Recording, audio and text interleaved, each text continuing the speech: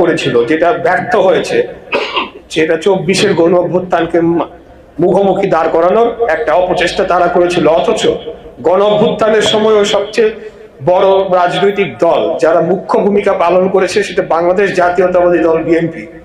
আমরা গণ অভ্যুত্থানের শেষ দিন আগ পর্যন্ত, আমি যদিও জেলখানায় ছিলাম কিন্তু খবর তো রাখতাম, কিছু তথ্য আসতো, কিছু ভিডিও বিভিন্নভাবে জোগাড় করে দেখার চেষ্টা করেছি, খবরের কাগজের মাধ্যমে দেখার চেষ্টা করেছি, কিন্তু কোথাও তো আমি ওই দলটি যারা আজকে 71-কে মুছে ফেলার চেষ্টা করছে তাদের তেমন কোনো ভূমিকা তো আমরা দেখি নাই। তো আজকে হঠাৎ করে এখন তারা এসে কিভাবে এই নতুন রিপাবলিক ইত্যাদি এগুলা বলার চেষ্টা করছে সেটা আমরা জানি না।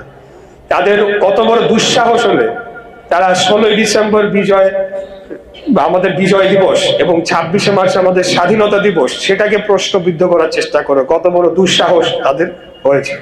এই বিষয়গুলোকে আমরা আগামী দিনে কোনোভাবেই টলারেট করব না।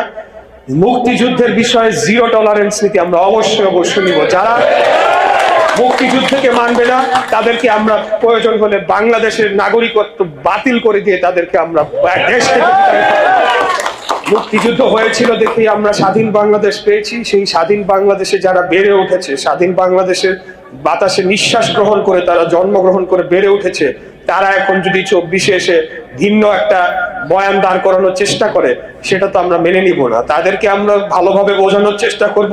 যারা বুঝতে চাইবে না, যারা মুক্তিযুদ্ধকে মানে না, আমি মনে করি তাদের স্বাধীন বাংলাদেশকেই যারা মানে না তাদের স্বাধীন বাংলাদেশে থাকারও কোনো অধিকার নাই, তাদের নাগরিকত্বেরও কোনো অধিকার নাই। কথাগুলো অনেক কঠিন হয়ে যাচ্ছে, কিন্তু তারপরে যখন আমরা শুনি যে মুক্তিযুদ্ধটা ভুল ছিল, এই ছিল সেই ছিল, তখন তো আর আমরা কতদিন সহ্য করব? একবার দুইবার ভুলে হয়তো বলতে পারে, কিন্তু যখন এটা তাদের বয়ানে পরিণত হয় তখন তো এটা একবার দুইবার বা কোনো রাজনৈতিক মঞ্চ গরম করার বক্তৃতা না। তারা আসলেই কি এটা বিশ্বাস করে কিনা সেটা আমাদেরকে জানতে হবে, বুঝতে হবে, তাদের সাথে কথা বলতে হবে। তাই আমি বলবো আগামী দিনে আমাদের এই বাংলাদেশ ভূখণ্ড একটি অত্যন্ত নাজুক এবং বিশ্ব নানা ধরনের রাজনীতির একটা মধ্যমণিতে পরিণত হয়েছে এই অঞ্চলে। এখানে দেশি বিদেশি নানা ধরনের ষড়যন্ত্র রয়েছে এবং এই আমাদের যে সাউথ ইস্ট এশিয়ার একটা মিডল পয়েন্ট আমরা রয়েছি, যার কারণে আমাদের এখানে বিভিন্ন পরাশক্তিগুলা নানা ধরনের তাদের এজেন্ডা নিয়ে আসার চেষ্টা করছে। তো সবশেষে এই কথাটি বলতে চাই যে কোনো এজেন্ডাই বাস্তবায়ন হবে না, একটাই এজেন্ডা বাস্তবায়ন হবে বাংলাদেশে, সেটা হচ্ছে সবার আগে বাংলাদেশ।